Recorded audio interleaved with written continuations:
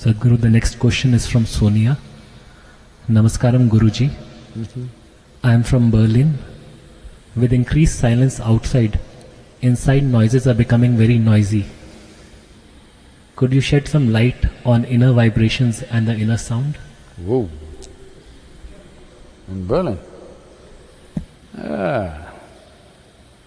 Usually people don't call me Guruji because Guruji is a honorific. I'm very embarrassed with such things. Sadhguru is a description. Just like saying an orthopedic or an ophthalmologist or a gynec or a neurologist, just like that, Sadhguru is just a description. I don't mind the description because it says an uneducated guru. Nobody comes and confronts me with scriptures because they know anyway I don't know it. Just to ensure that we don't spend time trying to debate, discuss something that we have no clue about and we have never bothered about. But Guruji is a honorific. Don't do that to me. I've lived in a certain way, in the sense I've lived in such a way that people around me are always confused. What the hell is he about? It's very important for me because if they make any conclusions, then it's very hard to work with them. Confusion means at least you realize you don't know, which is good. If somebody comes to know by a very deep experience, that is fine with me. That's another state. But drawing nice conclusions about somebody is not necessary, drawing bad conclusions about somebody is not necessary. So all honorifics come from this, that people draw positive conclusions about somebody. The value of who I am is only when you simply look at me without any conclusions, you will see, you will be so thoroughly confused. You've not paid enough attention to me because most of the time you're seeing me sitting here in a satsang or this kind of situation, so you have not seen me in various situations. If you see me in various situations, you will be thoroughly confused, which is a very good thing. That means you are unable to draw a conclusion, because conclusion is death. Conclusion means no more possibility. If you draw a conclusion about me, unknowingly, as a seeker, you will draw a conclusion about yourself. That means seeking is over. Once you draw a conclusion, where is the seeking? You calling yourself a seeker is absolutely meaningless. About the vibrations in Berlin,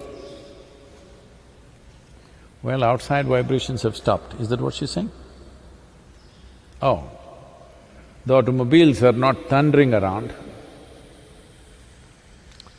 Well, I also like to drive and ride, but it's all right. Maybe every year, we should think about this really as a world, as a generation. Every year, 3 weeks, no automobiles on the road, everybody stays home. Hello? What's the problem? Nothing will happen. Everybody at once turn off every damn thing in the world. Like school children break for their vacation, all human beings take a break. Oh, every other creature on the planet will celebrate. So if all the machines in Berlin have come to a standstill, the German automobiles are not thundering around. So now, am I understanding the question? She's saying, how to manage interiority or what about the inner vibrations? What is that? Could you shed some light on the inner vibrations and the inner sound, given that outside has become quiet? but the inner has become more noisy. Oh. Inner or interiority has not become noisy, it's never been noisy, there is no such thing as noise in that region.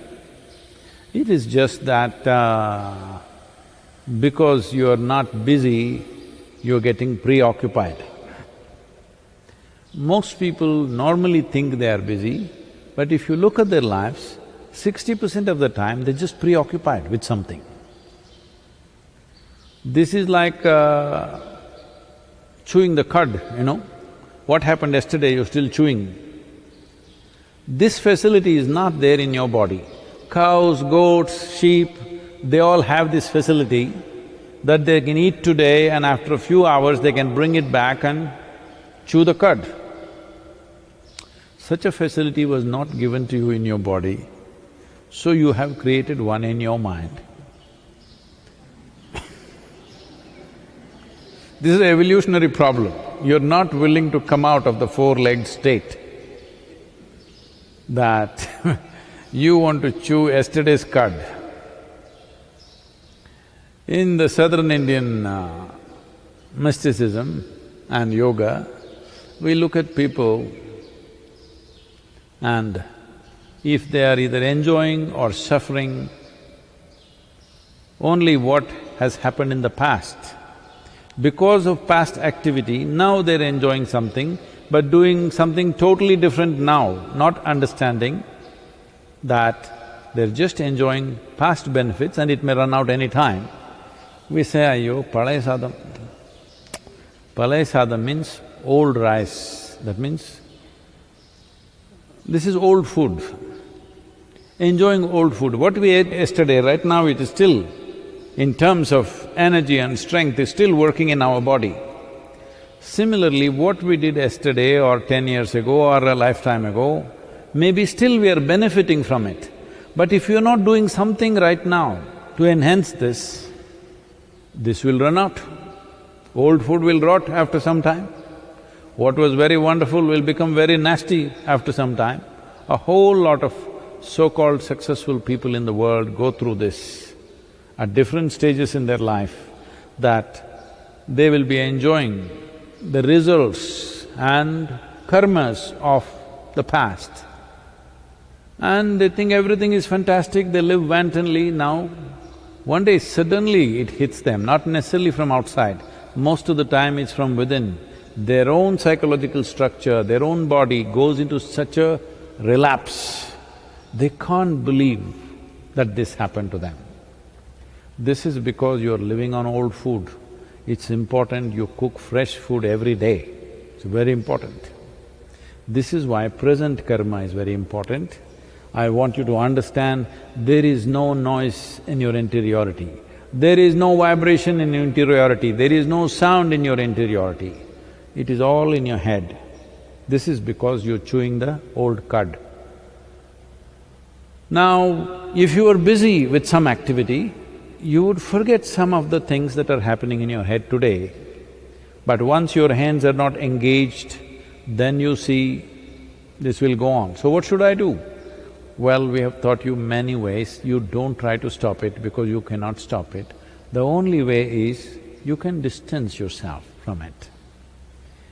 Well, there are many methods to distance yourself. If you're doing Shambhavi or Shunya, definitely there's a powerful process.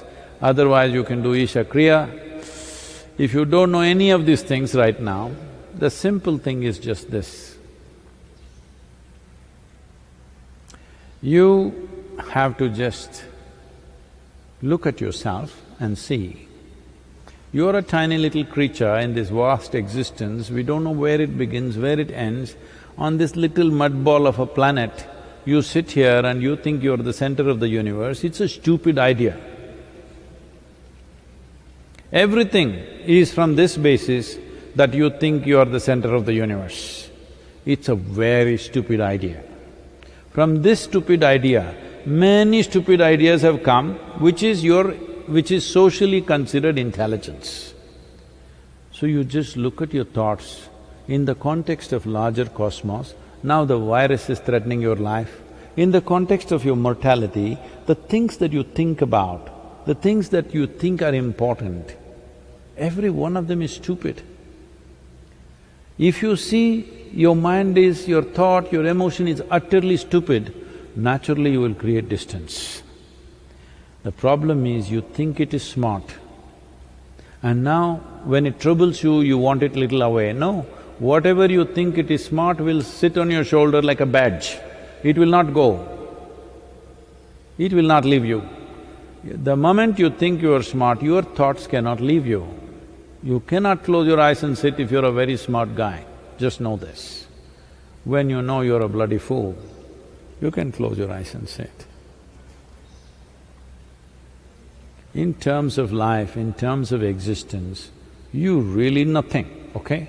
Socially you may be something, among fools, fools will shine. That doesn't mean anything. As a life, tomorrow this silly little virus can knock you off. Yes, you or me, I'm saying.